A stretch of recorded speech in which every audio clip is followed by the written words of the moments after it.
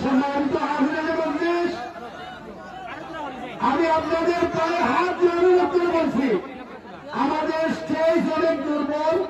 আপনারা যারা স্টেজের মধ্যে উপবিষ্ট হয়েছেন, দয়া করে প্লিজ আপনারা স্টেজ থেকে নেমে পড়ুন।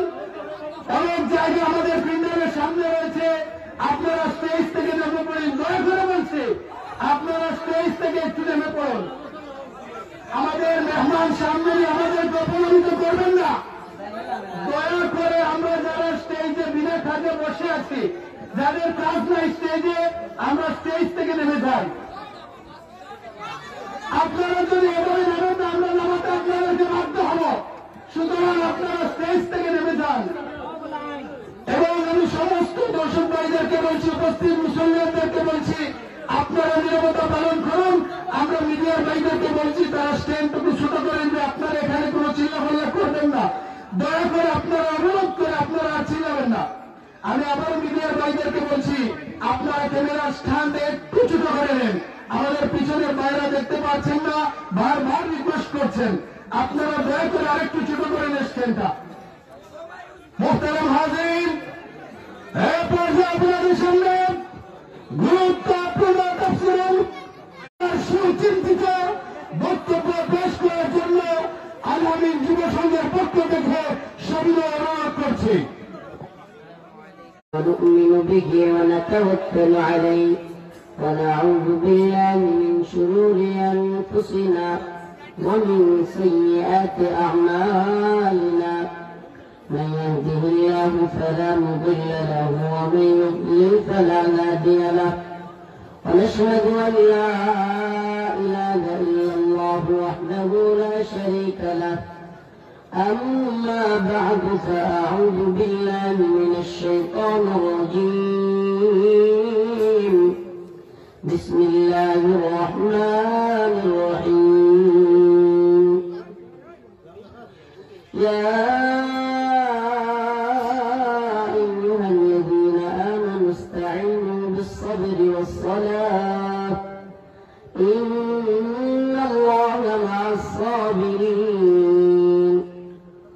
ولا تقولوا لمن يقتل في سبيل الله أموات بل أحياء ولكن لا تشعرون ولنبلونكم بشيء من الخوف والجوع ونقص من الأموال والأنفس والثمرات وبشر الصابرين الذين إذا أصابتهم مصيبة قالوا إنا لله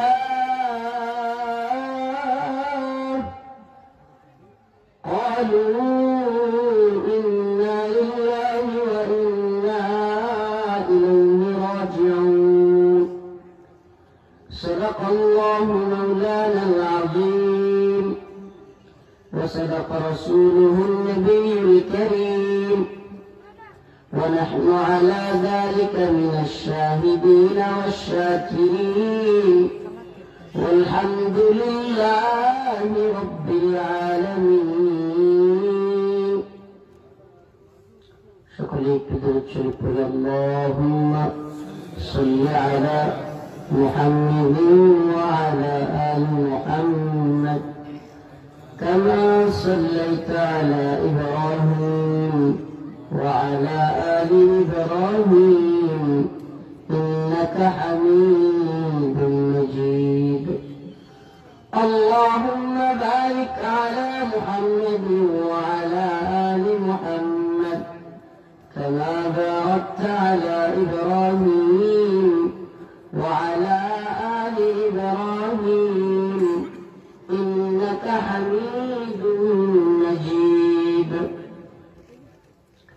الأمين شواز كلام جب شنگو বাহাদুরপুর দক্ষিণ টিকরপাড়া বেআইনি বাজার সিলেটের উদ্যোগে আয়োজিত আজকে 18তম তাফসীরুল কোরআন মাহফিলের সম্মানিত সভাপতি, সম্মানিত প্রধান অতিথি, সম্মানিত উলামায়ে কেরাম, মুরব্বিয়ান আযম, প্রিয় যুবক ভাইরা, স্নেহের ছোট ভাইরা, পর্দানিশীন শ্রদ্ধেয় মা ও বোনেরা, রব্বে কাবার দরবারে অসংখ্য অগণিত শুকরিয়া যে মহান রব্বুল আলামিন আপনাকে আমাকে কোরআন সুন্নাহ থেকে কিছু কথা বলবার এবং শুনবার ব্যবস্থা করে দিয়েছেন।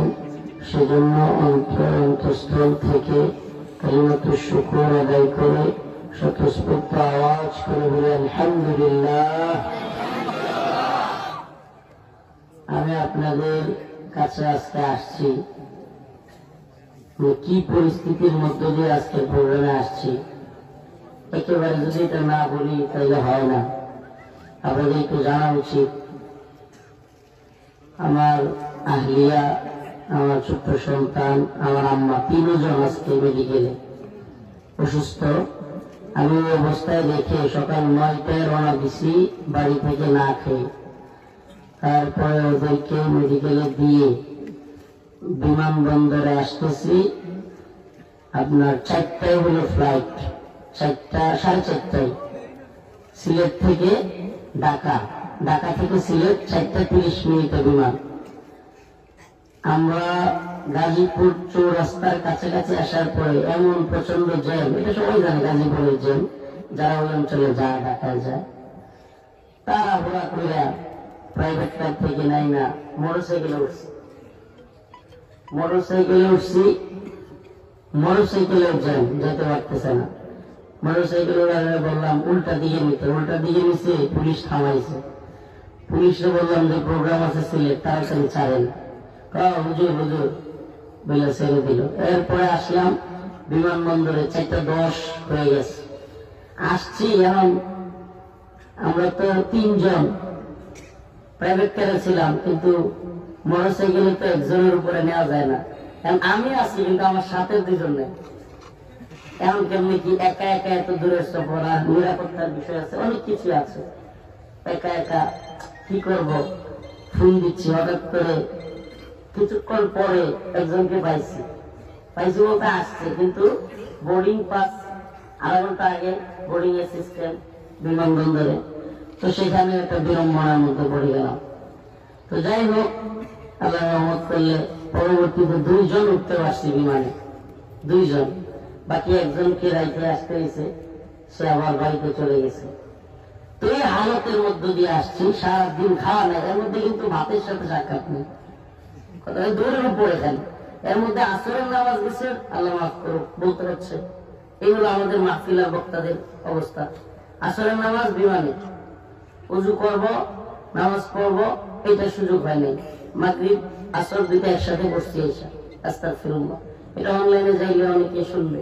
কিন্তু আমাদের হালতটা এমন যে মানুষ বাহির থেকে পরিস্থিতি বুঝতে চায় না।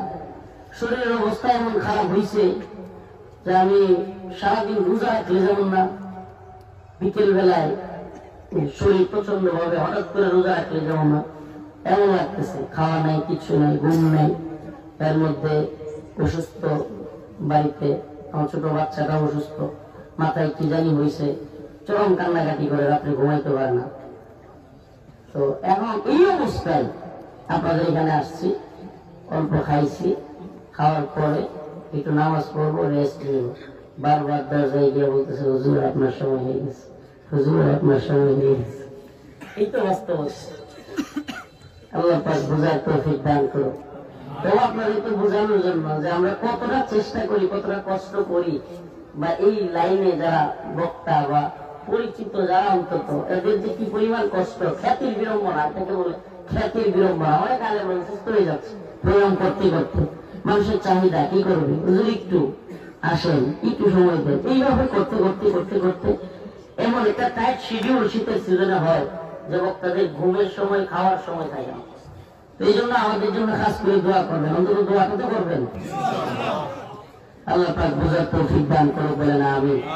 আমি আপনাদের সামনে সূরাতুল বাকারা এর 154, 55, 56 সম্ভবত এখান থেকে 2-3টা আয়াত তিলাওয়াত করেছি। আল্লাহ পাক যদি তৌফিক দান করে অল্প কয়েকটা কথা বলবো ইনশাআল্লাহ। আল্লাহ রাব্বুল আলামিন বলেন, ইয়া আইয়ুহাল্লাযীনা আমানু ইসতাঈনু বিস-সাবরি ওয়াস-সালাহ ইন্নাল্লাহা মা'as-সাবিরিন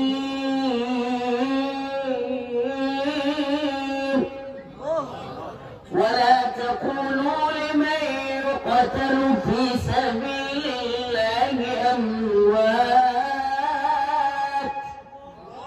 بل أحياء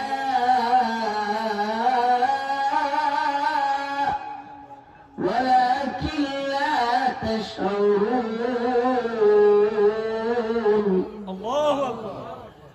الله رب العالمين বলেন, ও আমার বান্দা, ইস্তাইনু বিস-সাবরি ওয়াস-সালাহ, তোমরা একমাত্র আল্লাহর কাছে চাও।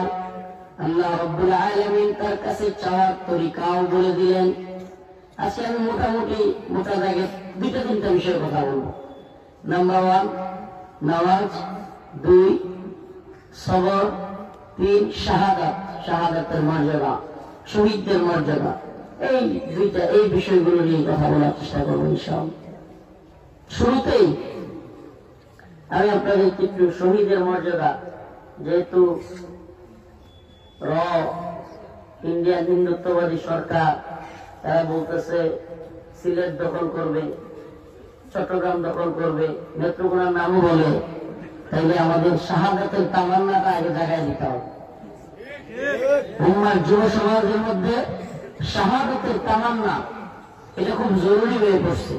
এমনিতেও মুসলমানদের এর চাইতে বড় সফলতা আর কি হইতে পারে, যেটা রাসূল নিজেই চাইতেন, লাওয়াদিতু আন আগজুয়া ফাউক্তাল থুম্মা আগজুয়া ফাউক্তাল থুম্মা আগজুয়া ফাউক্তাল। আয় আল্লাহ, আমার রাসূল বলেন, আল্লাহ আপনি আমার একটা জীবন দিয়েছেন, আমার তো মনে চায় আপনার রাস্তায় জিহাদ যুদ্ধ করি, শহীদ হই, থুম্মা আগজুয়া ফাউক্তাল, আমারও আরেকটা জীবন দিলে আমি আবারও আপনার পথে যুদ্ধ করি, আবারও শহীদ হই। আল্লাহ, এভাবে যদি আপনি আমাকে হাজারো জীবন দেন, আমার ইচ্ছা তো আপনার পথে বারবার যুদ্ধ করি আর বারবার শহীদ হই। রাসূলের চাওয়া, সুবহানাল্লাহ। কার চাওয়া? রাসূলের চাওয়া। ছোট ছোট বাচ্চারা 10-12 বছর এরকম বাচ্চাদেরকে গেরুয়া সন্ত্রাসীরা, RSS, হিন্দু মহাজোট কিংবা ইসকন ছোট ছোট বাচ্চাদেরকে মুসলমানদের বিরুদ্ধে ব্যবহার করার জন্য সশস্ত্র ট্রেনিং দিচ্ছে। সশস্ত্র ট্রেনিং, এই তথ্য জানেন কিনা? ভিডিও আছে এবং অনলাইনেও পাওয়া যায়। সশস্ত্র ট্রেনিং দেওয়া হচ্ছে ছোট ছোট বাচ্চাদেরকে মিডিয়ার সামনে জিজ্ঞেস করতেছে, তোমরা কেন অস্ত্র চালানো শিখতেছো, কি করবা?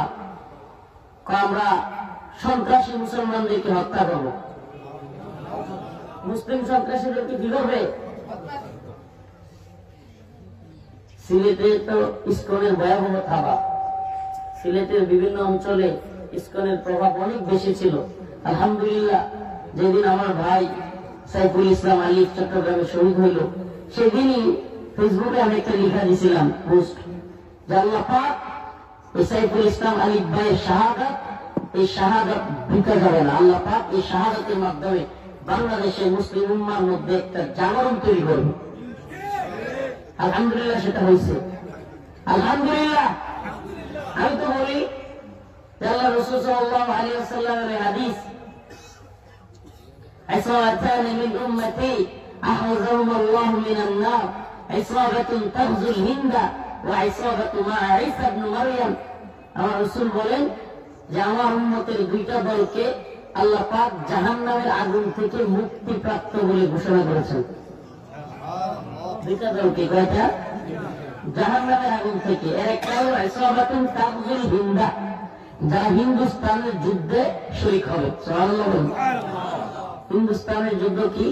একদিন রাসূলুল্লাহ সাল্লাল্লাহু আলাইহি ওয়াসাল্লাম পূর্ব দিকে তাকিয়ে তাকিয়ে বলতেছিলেন, আমি পূর্ব দিক থেকে বিজয়ের সুঘ্রাণ পাচ্ছি। পূর্ব দিক থেকে কি পাচ্ছি? বিজয়ের সুঘ্রাণ পাচ্ছি।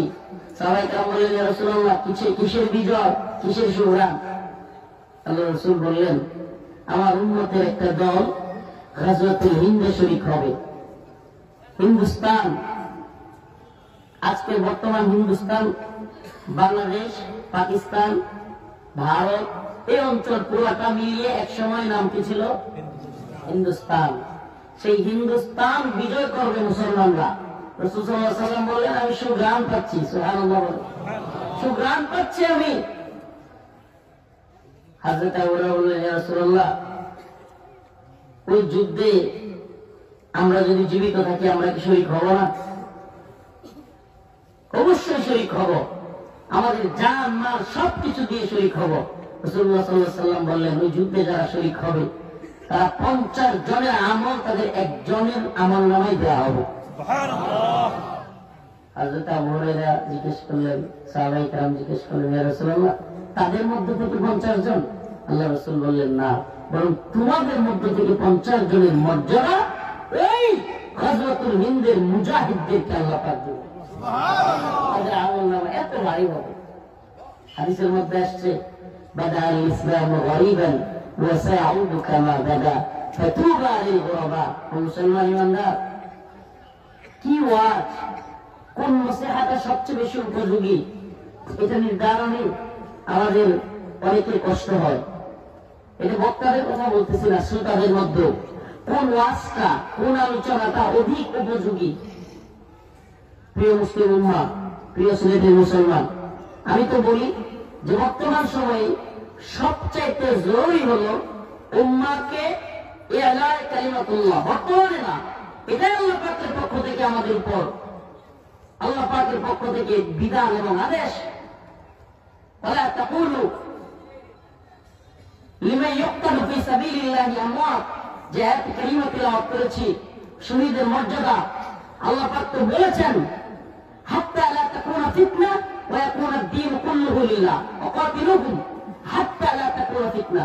তোমরা ততক্ষণ পর্যন্ত কাফের মুশরিকদের বিরুদ্ধে যুদ্ধটা করে যাও যতক্ষণ না সমস্ত ফিতনা নির্মূল না হয় এবং সমস্ত দ্বীন আল্লাহর জন্য না হয়। সুবহানাল্লাহ। তার মানে এই দ্বীনের পক্ষে লড়াই সংগ্রাম ততদিন চালিয়ে যেতে হবে যতদিন না পর্যন্ত সমস্ত ফিতনা, ফিতনা মানে কি? তাফসীরের মধ্যে আসছে, ফিতনা হলো কুফর এবং শিরক। ফিতনা কি? কুফর এবং শিরক। এই কুফর এবং শিরক যতদিন নির্মূল না হবে ততদিন পর্যন্ত মুসলিম উম্মাহকে আল্লাহর পথে, দ্বীনের পথে জিহাদ, যুদ্ধ পরিচালনা করবার কথা বলা হয়েছে।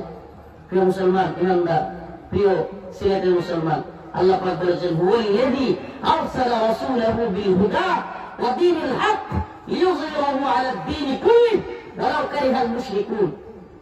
আল্লাহ পাক বলতেছেন যে আল্লাহ রাসূল সাল্লাল্লাহু আলাইহি ওয়াসাল্লামকে পাঠিয়েছেন বিল হুদা ওয়া দীনিল হক, সত্য দ্বীন, হেদায়েত সহকারী। কি জন্য? লিইয়ুযহিরাহু আলাদ দীনি কুল্লিহি, সমস্ত দ্বীনের উপর এই দ্বীনকে বিজয়ী করার জন্য। সুবহানাল্লাহ বলেন না? তার মানে ইসলাম এমন এক দ্বীন যেটা পরাজিত হওয়ার জন্য আসে, লাঞ্ছিত হওয়ার জন্য আসে, বিজয়ী হওয়ার জন্য আসছে। ইসলাম বিজয়ী হতে আসছে। আমরা বিজয়ী উম্মাহ, আমরা বিজয়ী জাতি। কিন্তু আজকে আমাদের মানসিকতা পরাজয়ের মানসিকতা চলে আসছে। আমার কথা কি বুঝতেছেন না? না বুঝতে পারতেছি না? আমরা আছেন এই যুব সমাজ, যেটা আবারও বলতেছি, আমাদের আলোচনা নির্ধারণের ক্ষেত্রে আমরা কোনটাকে প্রাধান্য দিব?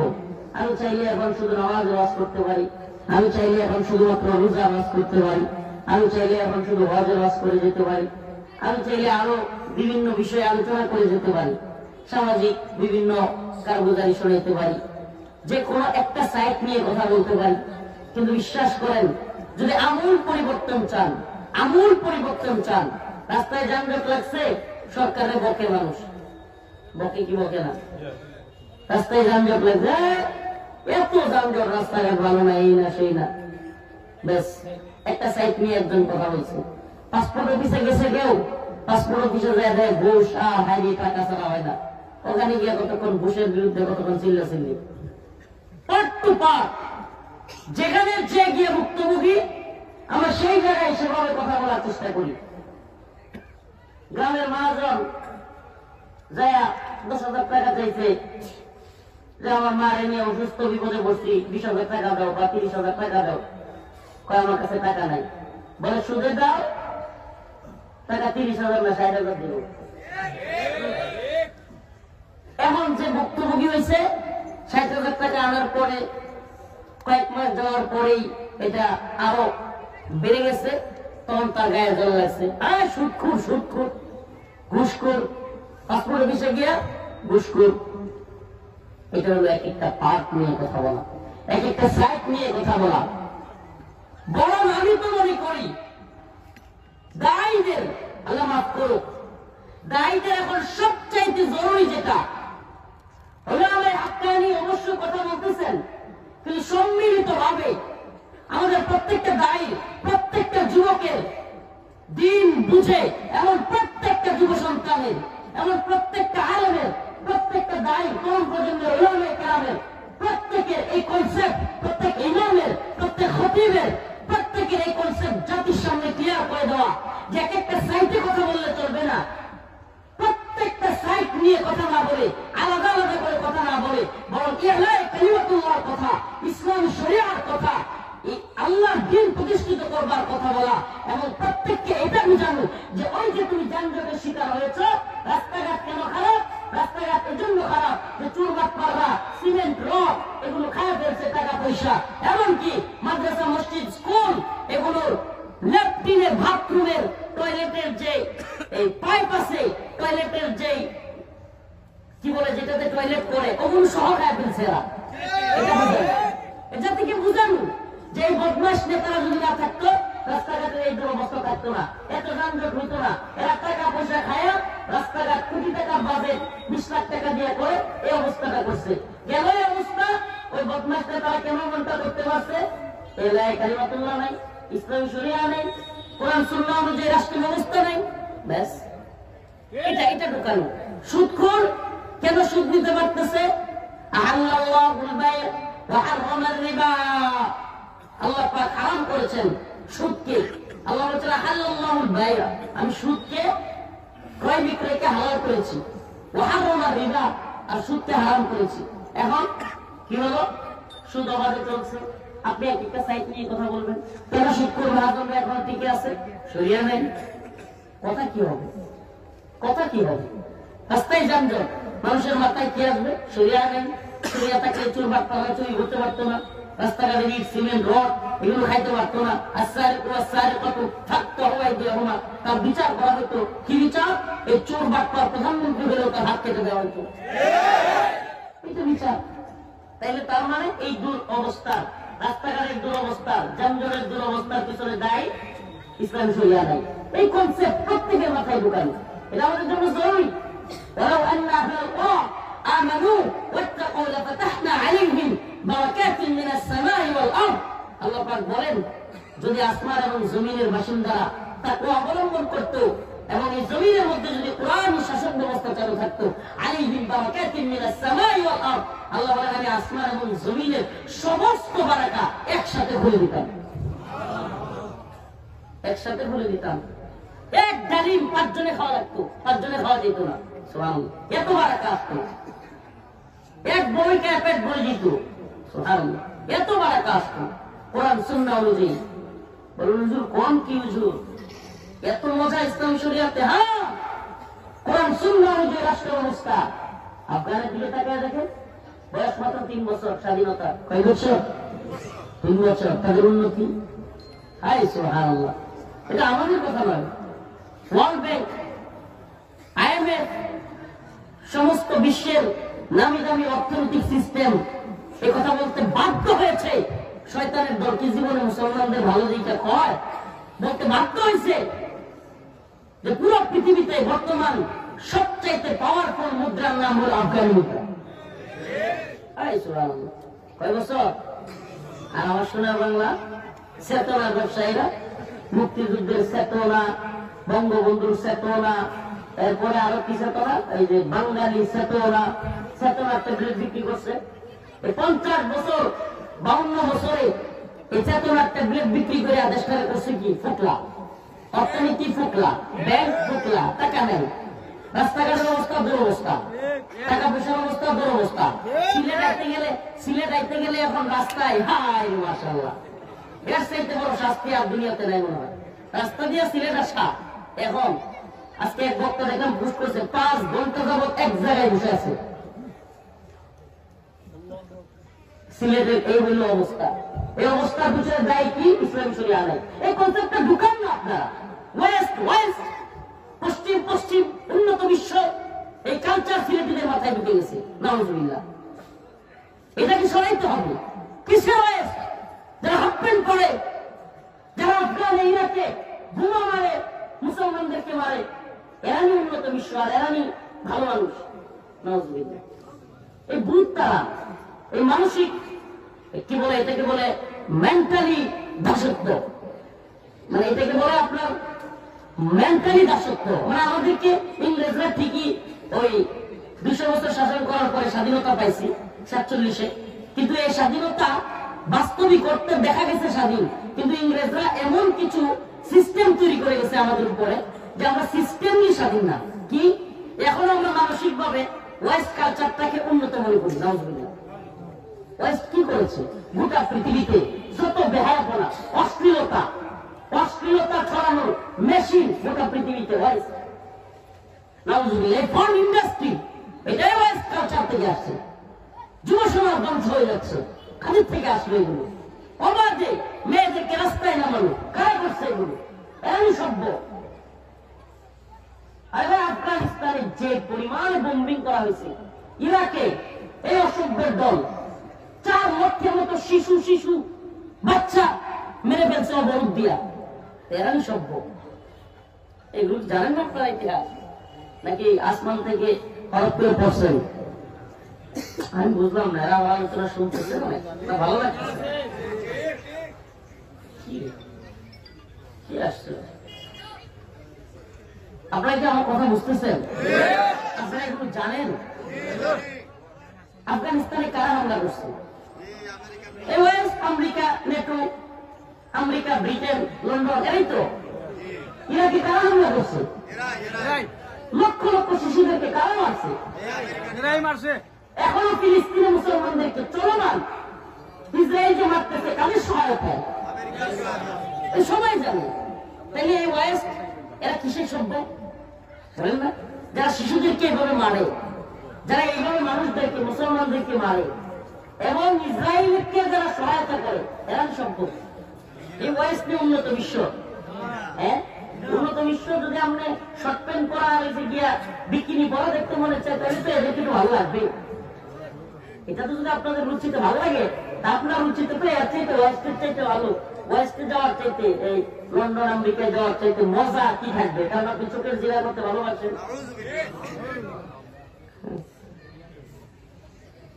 কম্বলের নিচে বোঝা যায় কেনা। নাউজুবিল্লাহ, ঠিক আছে। আল্লাহ আপনাদেরকে মাফ করে বলেন আমিন। এই জন্য গুনাহ থেকে বেঁচে থাকার জন্য, গুনাহ থেকে বেঁচে থাকার জন্য, ইসলামী শরিয়ার জন্য আগে মেন্টালি আমাদেরকে শক্ত হতে হবে। মুসলিমদের সংস্কৃতি কি, মুসলিমদের কাজ কি, এবং মুসলমানদের ইতিহাস ঐতিহ্য কি। সুবহানাল্লাহ, পুরো পৃথিবী মুসলিম উম্মাহ চেঞ্জ করে দিয়েছিল।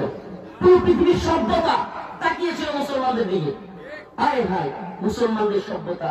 সুবহানাল্লাহ, একটু পড়েন ইতিহাস, উসমানীয় খেলাফতের ইতিহাস পড়েন, এর আগের কিছু খেলাফতের আশাদার ইতিহাস পড়েন। সুবহানাল্লাহ, পুরো পৃথিবীতে মুসলিম উম্মার শাসক যারা ছিলেন, আপনি ভারতবর্ষের শাসনই পড়েন না, আপনি হাল জামানা আফগানের শাসন নিয়ে একটু চিন্তা করেন না। সুবহানাল্লাহ, আফগানের শাসনের কথা। আফগানে চুরি করবে এটা কল্পনাও করা যায় না। সুবহানাল্লাহ, চুরি করবে এটা কিনা কল্পনাও করা যায় না। মেয়েরা হাফ প্যান্ট করে বের হবে এটা কল্পনাও করা যায় না। অশ্লীলতা দূর হয়েছে, সুদ ঘুষ দূর হয়েছে, জিনা ব্যভিচার দূর হয়েছে, মাদক দূর হয়েছে, গন্ড বাজার বিদাত বন্ধ হয়েছে, সবকিছু বন্ধ হয়েছে। কেন? এই লায়ে কালিমাতুল্লাহ এসেছে, এই জন্য শহীদ হওয়ার জন্য, দিন প্রতিষ্ঠিত করবার জন্য। অমুসলিম উম্মার যুবকেরা, তোমাদের কাছে জানতে চাই, আল্লাহ না করুক ভারত যদি যে কথা আমরা বলতেছে, যে চক্রান্তগুলো করতেছে, মুসলিমদেরকে দখল করবার ষড়যন্ত্র করতেছে।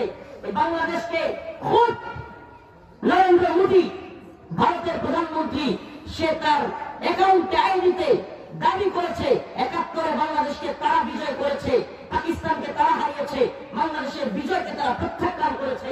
এই যদি হয় অবস্থা, রাষ্ট্রের সর্বোচ্চ পর্যায় থেকে এমনকি এদের নেতারা মাঝে মাঝে বলতেছে, এদের মিডিয়া বলতেছে, প্রায় বলতেছে বাংলাদেশ দখল করে নিয়ে নিবে।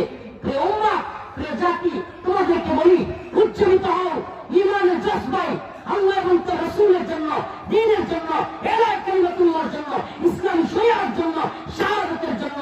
প্রয়োজন হলে উম্মাহকে অবশ্যই গর্জে উঠতে হবে। হিন্দুত্ববাদী, ব্রাহ্মণ্যবাদী, তাগুতি শক্তির বিরুদ্ধে এক ভয়ঙ্কর যুদ্ধ হবে। গজওয়াতুল হিন্দ নামে যেটার ঘোষণা রাসূল দিয়েছেন, আর সেই যুদ্ধে মুসলমানরাই বিজয় হবে ইনশাআল্লাহ।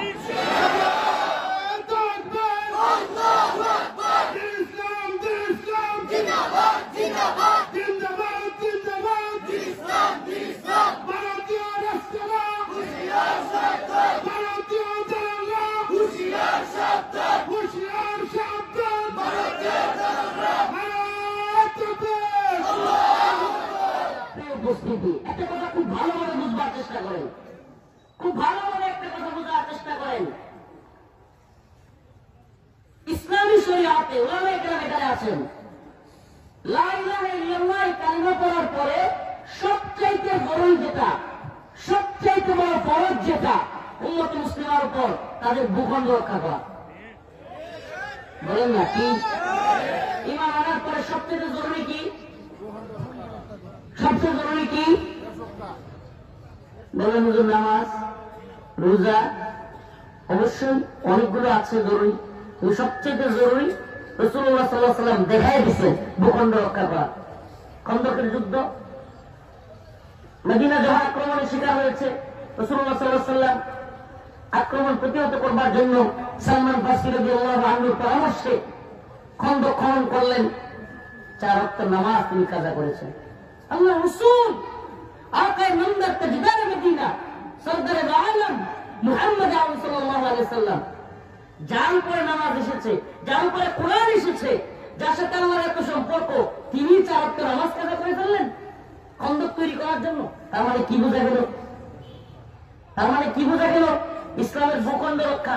ভাই, আপনি ভূখণ্ড যদি রক্ষা না করতে পারেন, খুদ হাসিনাকে দিয়া, ভারত নিজেরা দখল করতে হয় না, খুদ হাসিনাকে দিয়া বাংলাদেশে জাতীয় মসজিদে বুট পড়াইয়া, মসজিদের ভিতরে ঢুইকা বুট পড়া, ভোট পুলিশ ঢুইকা মুসল্লিদেরকে গুলি করে দেয়,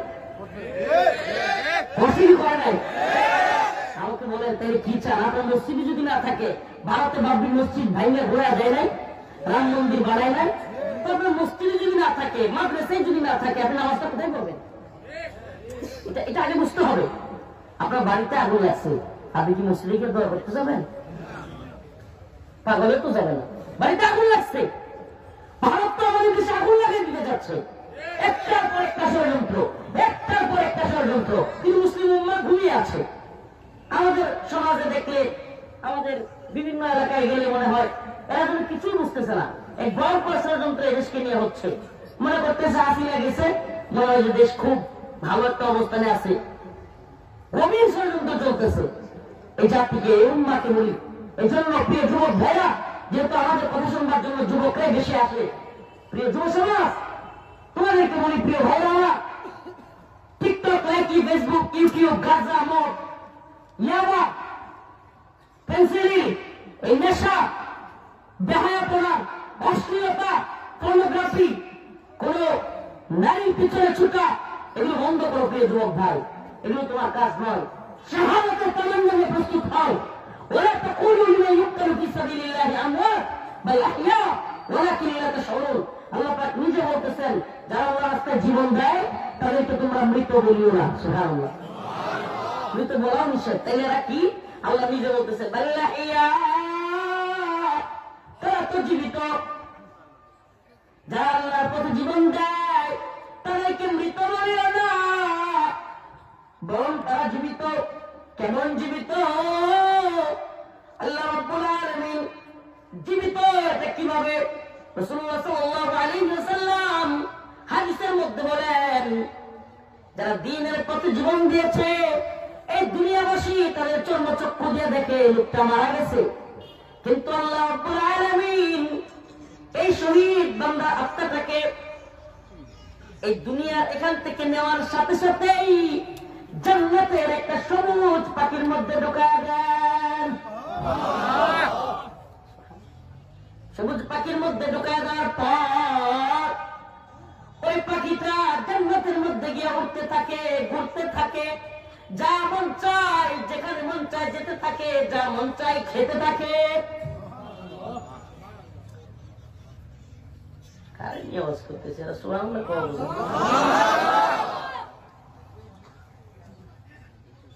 সিলেটটা বাজি হয়েছিল বাবু, তাই গেছে ইয়াতে ঢাকায় মুড়ি কিছুক্ষণ রাখলে ঢাকায় কয় কোথায় গেছে, খুলে রাখলে আমাদের তো কোনো হিট হয়ে গেছে। তা আপনারা কি করেন? হয়ে গেছে, তোমরা তো শ্যামটা হয়ে গেছো, সাবজেক্ট নাই। এদিক থেকে বলতেছে ভারত দখল করে নিবে সিলেট। এই নিউজও নাকি জানেন না নাকি? না কানে দিয়ে বাতাস যায় না? ভাই রে, আমাদের একটা সমস্যা আছে, যেই দিন যেই বিপদে পড়ে বাঙালি এর আগ পর্যন্ত চিন্তা করে না। যেই বিপদ যেদিন পড়বে, তারপর আপনার আমার পরিণতি মায়ানমারের মতো হবে না, কাশ্মীরের মতো হবে। আমাদের পরিণতি কি এটা হোক চান? তাই শাহাদাতের তামান্না নিয়া প্রয়োজনে আমরা ইনশাআল্লাহ সমস্ত কুফরি তাগুতি শক্তির বিরুদ্ধে লড়াই করার জন্য তৈরি থাকবো ইনশাআল্লাহ। আমরা কি হিন্দুত্ববাদী ভারতকে ভয় পাই? আমরা ভয় করি কাকে? আমরা ভারতের গোলাম নই, আমরা ইসরায়েলের গোলাম, আমরা আমেরিকার গোলাম, আমরা একমাত্র কার গোলাম? বলেন কার গোলাম? আমরা একমাত্র আল্লাহর গোলাম, আমরা আল্লাহর গোলামি করি। শহীদের মর্যাদা বললাম, জান্নাতে উঠতে থাকবে, ঘুরতে থাকবে সবুজ পাখির মধ্যে। দোয়া করবেন আজকে থেকে, আল্লাহুম্মা রযুকনা শাহাদাতান ফি সাবিলিক। আল্লাহ, আপনার পথে আমাকে শহীদ হওয়ার তৌফিক দেন। নাকি বিছানায় পইরা, বিছানায় হাজ্জা, বিছানায় মিথ্যা, তারপরে মরবেন? বিছানায় হাগামতার লগে ঘোরাঘুরি করবেন? এই মরণ চান? মরতেই হবে যখন, শহীদি মরণ দিও আমাকে। মরতে যেতে হবে। কোন মরণ? শাহাদাত জানি শুধুই জীবন, শাহাদাত জানি শুধুই জীবন, সে জীবন দিও আমাকে। মরতেই হবে যখন, শহীদি মরণ দিও আমাকে।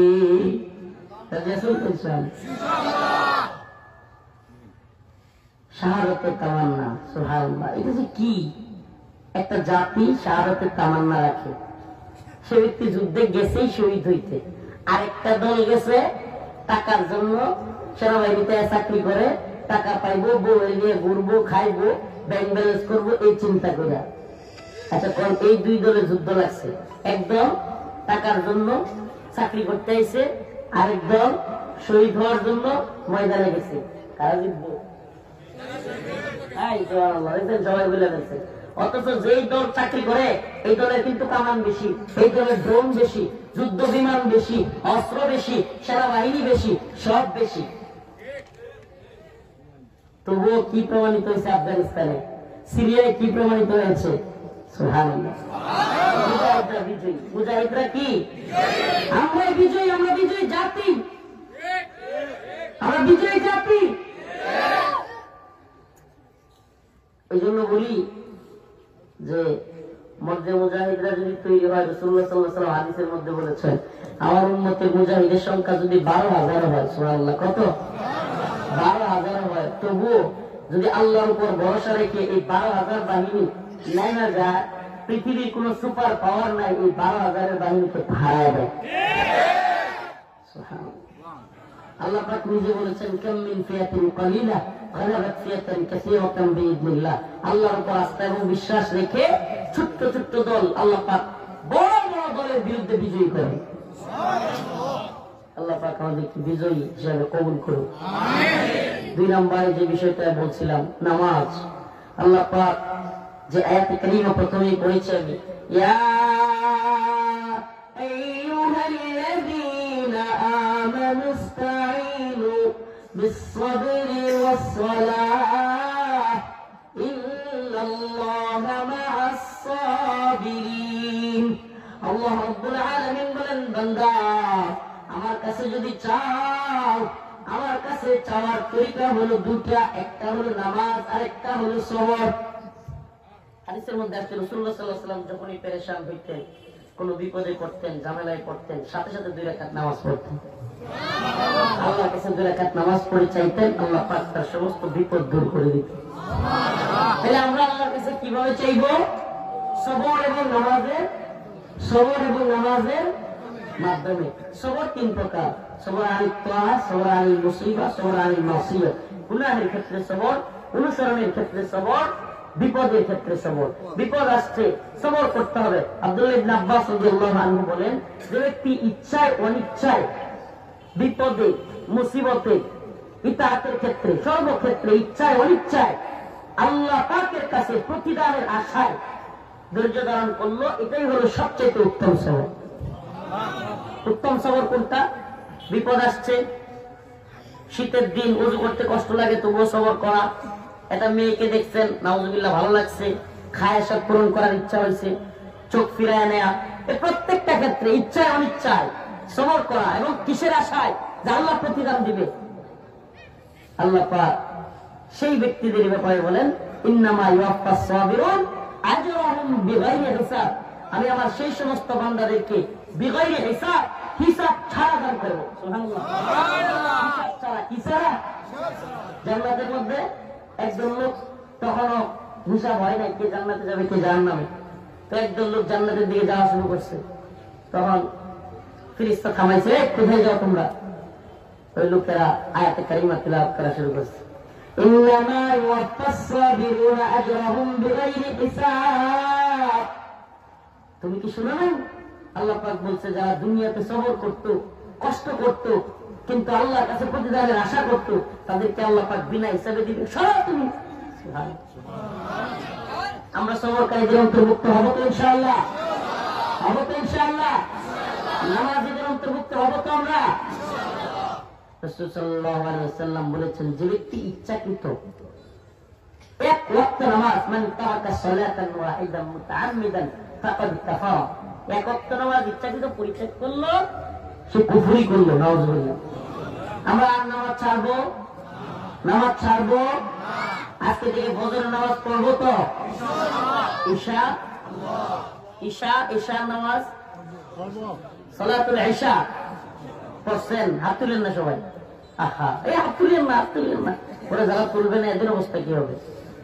হাত তোলার দরকার নেই। এটা কেন?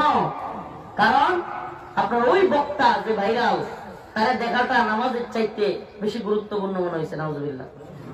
এই বক্তার 14 গোষ্ঠী মিলেও আপনারা জাহান্নাম থেকে বাঁচাতে পারতেন। আপনি যদি নামাজ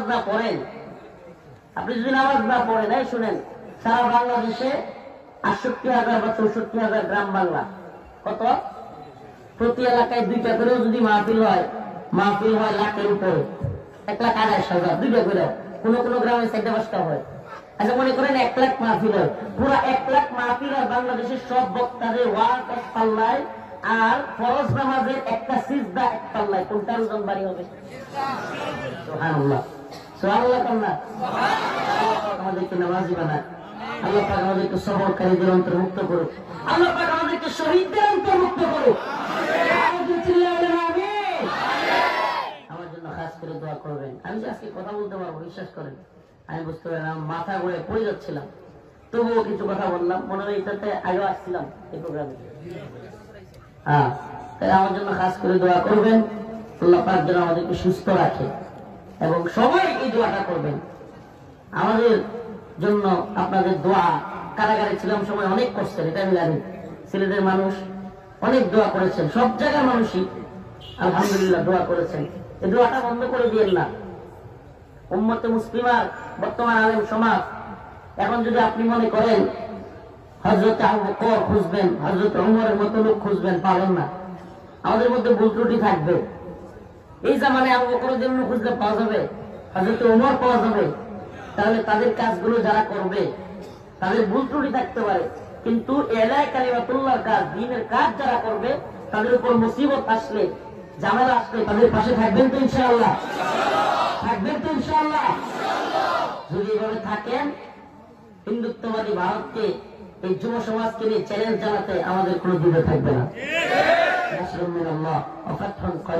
অবশ্যই মুমিনী সবার কাছে খাস করে দোয়া চেয়ে বিদায় নিলাম। আল্লাহ পাক আমাদের সবাইকে সুস্থ রাখুন, ভালো রাখুন, দোয়া চাই। আমিও খাস করে দোয়া চাই, আপনাদের জন্য দোয়া করি। আসসালামু আলাইকুম ওয়া রাহমাতুল্লাহি ওয়া বারাকাতুহু।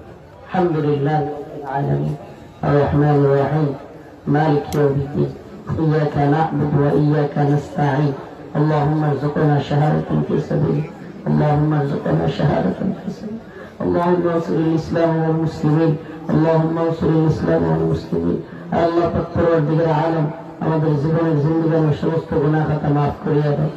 রব্বুল আলামিন আল্লাহ ফিলিস্তিনের মুসলমানদেরকে হেফাজত করো।